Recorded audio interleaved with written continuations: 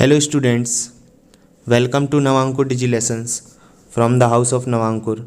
मैं भूपेश माथुर एक बार फिर से आपके लिए कक्षा 8 के विषय कंप्यूटर साइंस से लेसन 5 नोटपैड प्रोग्राम के अभ्यास प्रश्नों को लेकर आया हूँ। चलिए स्टार्ट करते हैं। हमारे एक्सरसाइज में पहला क्वेश्चन है रिक्त स्थानों की पूर्ति कीजिए। पहला रिक्त स्थान है नोटपैड को रिक्त स्थान भी कहा जाता है। तो यहाँ पे आंसर में आएगा टेक्स्ट एडिटर। नोटपैड को टेक्स्ट एडिटर भी कहा जाता है। दूसरा है नोटपैड प्रोग्राम रिक्त स्थान सब मेन्यू का सदस्य है। तो नोटपैड प्रोग्राम सब मेन्यू का सदस्य है।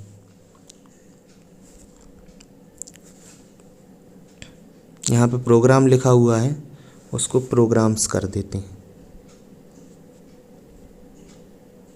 प्रोग्राम्स सब मेन्यू का सदस्य है। तीसरा है नोटपैड प्रोग्राम विंडो का रिक्त स्थान टेक्स्ट क्षेत्र कहलाता है, जिसमें कीबोर्ड द्वारा टाइप किए गए टेक्स्ट को रिक्त स्थान के रूप में देखा जाता है। इसमें दो रिक्त स्थान हैं।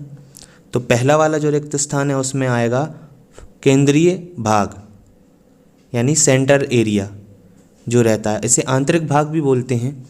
नोटपैड प्रोग्राम विंडो का केंद्रीय भाग टेक्स्ट क्षेत्र कहलाता है, जिसमें कीबोर्ड की द्वारा टाइप किए गए टेक्स्ट को फाइल के रूप में देखा जाता है। दूसरे रिक्त स्थान में यहाँ पर फाइल आएगा। चलिए आगे देखते हैं।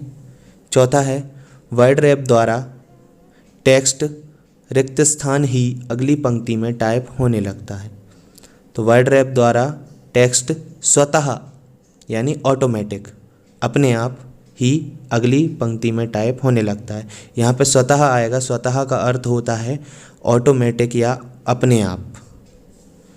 पांचवा है नोटपैड प्रोग्राम में तैयार की गई फाइल को स्थायी रूप से डिस्क पर रिक्त स्थान की जा सकती है।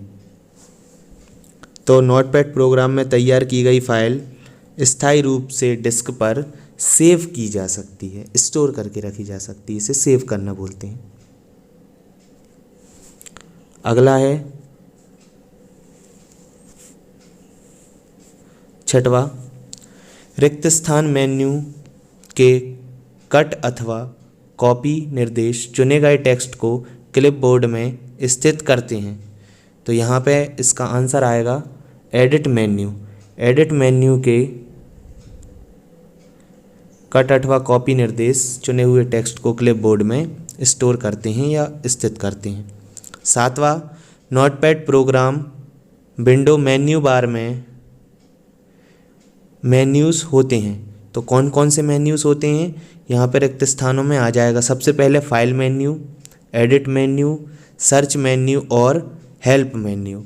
ये चार मेन्यू नोटपैड प्रोग्राम की मेन्यू बार में होते हैं। आठवां है रिक्त स्थान निर्देश द्वारा खुली हुई फाइल में किसी टेक्स्ट को खोजा जाता है। तो इसमें आंसर है फाइंड निर्देश। फाइंड निर्देश द्वारा खुली हुई फाइल में किसी टेक्स्ट को खोजा जाता है या सर्च किया जाता है।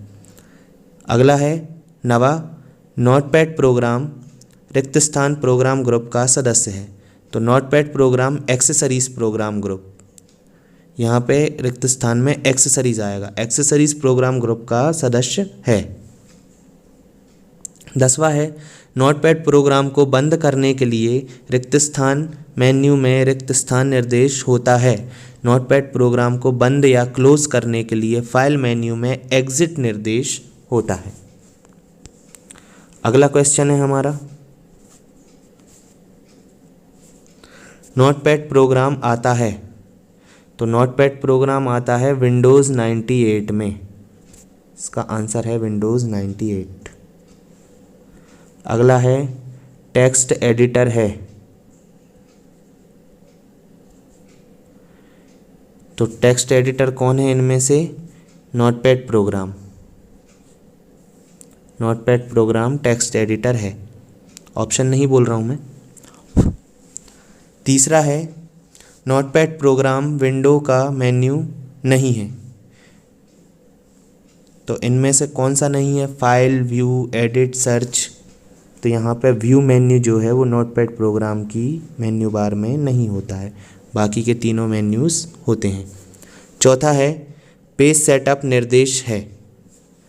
तो पेज सेटअप निर्देश कौन से मेन्यू में मिलता है? एडिट मेन्यू में, सर्च मेन्यू में, फाइल मेन्यू में या फिर हेल्प मेन्यू में। तो पेज सेटअप निर्देश हमें मिलता है फाइल मेन्यू में। इसका आंसर है फाइल मेन्यू। अगला है पांचवा, टेक्स्ट में फाइल को खोजने के लिए निर्देश है। टेक्स्ट में फाइल को खोजने के लिए निर्देश है। ऑप्शन है फाइंड, सर्च, लोकेट और हेल्प। तो किसी टेक्स्ट को खोजने के लिए फाइंड निर्देश होता है। चलिए आगे बढ़ते हैं।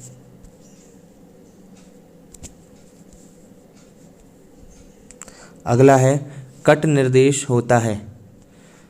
कौन से मेन्यू में होता है कट निर्देश? फाइल मेन्यू में, एडिट मेन्यू में, सर्च मेन्यू में या फिर हेल्प मेन्यू में। तो इसका आंसर है एडिट मेन्यू में। कट, कॉपी, पेस्ट सारे निर्देश एडिट मेन्यू में होते हैं। अगला है क्वेश्चन हमारा, सही वाक्य के सामने सही अथवा तथा गलत वाक्य के सामने गलत का चिन्ह लगाइए। नोटपैड प्रोग्राम एक टेक्स्ट एडिटर है, यह कथन सत्य है। दूसरा है नोटपैड प्रोग्राम में टेक्स्ट की फॉर्मेटिंग नहीं की जा सकती, यह भी सत्य है। एडिटिंग की जा सकती है परंतु फॉर्मेटिंग इसमें नहीं की जा सकती। तीसरा है न्यू निर्देश द्वारा नई फाइल तैयार की जा सकती है, यह कथन भी सत्य है। फाइल मेन्यू के न्यू निर्देश द्वारा नई फाइल तैयार की जा सकती है।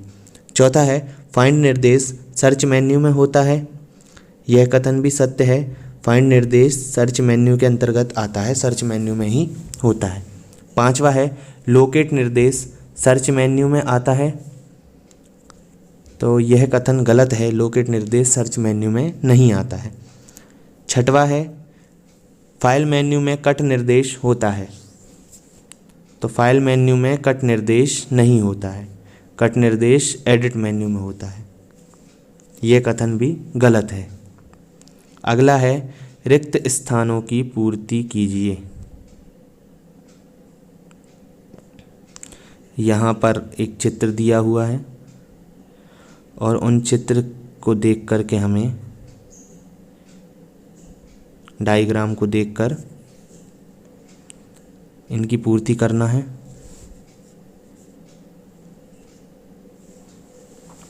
बॉक्स जो बने हुए हैं इनको फिलअप करना है। तो पहले नंबर पे जो दिख रहा है ये यहाँ पर, तो ये है कंट्रोल मेन्यू। दूसरे नंबर पे हमें जो दिख रहा है ये कहलाता है हमारा टाइटल बार।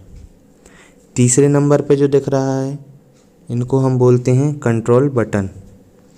चौथे नंबर पे जो है वह है मेन्यू बार।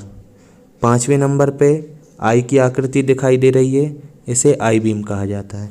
छठवें नंबर पे जो है ये स्क्रॉल बार है, इससे ऊपर नीचे पेज को स्क्रॉल किया जाता है। और सबसे लास्ट में सातवें नंबर पे जो पूरा ये खाली एरिया दिख रहा है, इस खाली एरिया को टेक्स्ट एरिया कहते हैं।